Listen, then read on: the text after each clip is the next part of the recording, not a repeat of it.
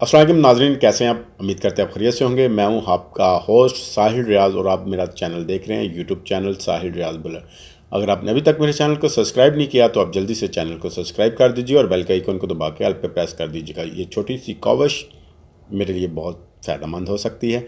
तो चलते हैं जी न्यूज़ अपडेट की तरफ। सबसे पहले बात करते हैं शाहिद खान अब्बासी साहब की, के साबका वर्कर रह चुके हैं। बहुत उनके तल्लुकात थे मियाँ नवाज शरीफ साहब की फैमिली के साथ, अच्छे और बहुत गहरे तल्लुकात थे।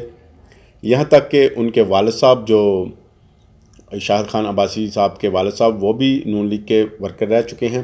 तो शाहिद खान अब्बासी साहब ने जी मियाँ नवाज शरीफ साहब से थोड़े से इख्तलाफात कर लिए थे और उन्होंने नून लीग की तरफ से अभी ये वाला इलेक्शन नहीं लड़ा था, तो अपनी पार्टी उन्होंने लहदा बना ली थी। तो अब पता चला जी, कल उन्होंने सिंध हाई कोर्ट में 26वीं आइनी तरमीम के ख़िलाफ़ एक पटिशन दायर कर दिया की है। उसमें उन्होंने कहा कि जी तरमीम बिल्कुल गैर आइनी है और गैर कानूनी है, इससे अदलिया को नुकसान हो सकता है, पाकिस्तान की जमहूरियत को भी नुकसान हो सकता है। इस तरमीम को रोका जाए और इसके ख़िलाफ़ स्टे ऑर्डर दिया जाए।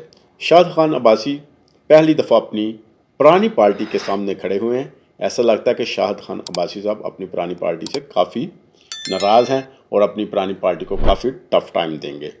तो ये टफ़ टाइम देखते हैं जी वो कितनी देर अपनी जो पुरानी पार्टी को देते हैं, और साथ साथ हम आपसे ये शेयर करते रहेंगे कि ये सिलसिला कहाँ तक चल। तो 26 नवंबर के एहतजाज में गिरफ़्तार होने वाले पीटीआई के 57 कारकुनों को अदालत ने रहा कर दिया।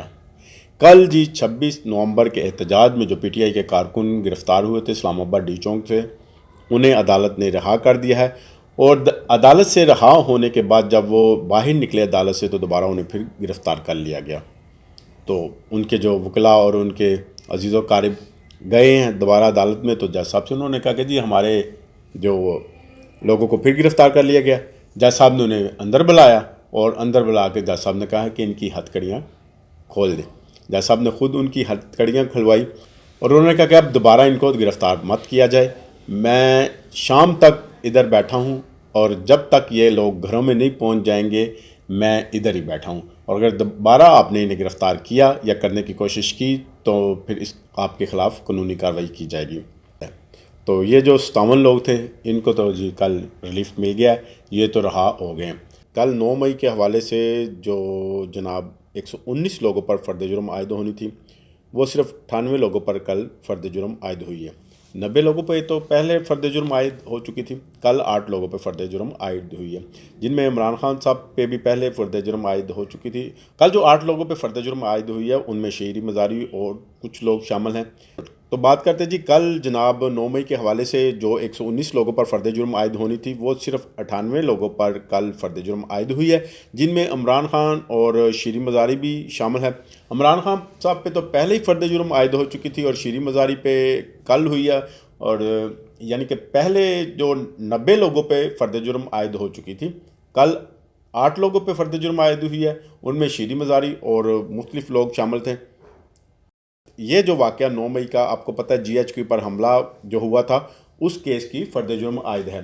तो शाह महमूद कुरैशी साहब को भी कल कोटलापत जेल से अडियाला जेल में पेश किया गया।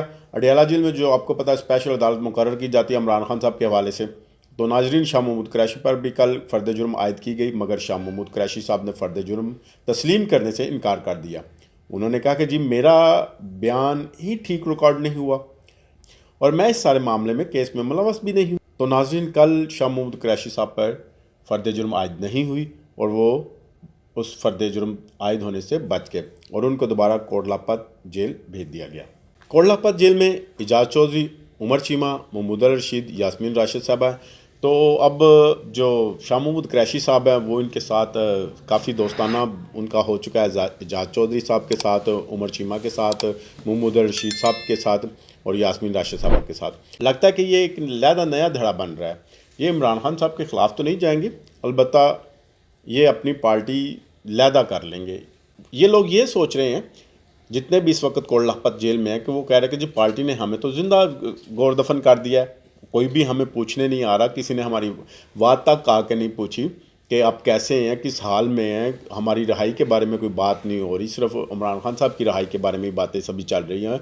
तो हमारे बारे में किसी ने कोई डिस्कशन ही नहीं की कि जनाब आप कैसे हैं, जीते हैं या मर गए हैं।